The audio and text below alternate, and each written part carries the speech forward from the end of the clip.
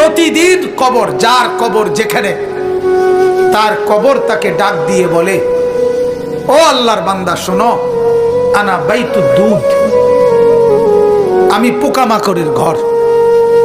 আমার বাপ শুনেন, যুবক আপনারাও শুনেন, আপনারাও শুনেন, কবর কিন্তু নির্দিষ্ট কোনো বয়সে যায় না বাপ।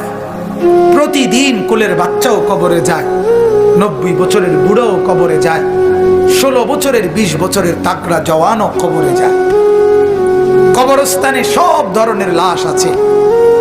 এজন্য কবর ডেকে বলে, ও আল্লাহর বান্দা, আমি পোকামাকড়ের ঘর। সেই ব্যক্তি যে একটা মশারি ছাড়া, একটা সামান্য মশার কামড় সহ্য করতে পারো না, একটা মশা কানের কাছ দিয়ে গেলে তোমার ঘুম ভাঙ্গা যায়, মশারি টাঙ্গাও, কয়েল জ্বালাও, অ্যারোসল লাগাও, এত কিছু করে তুমি মশার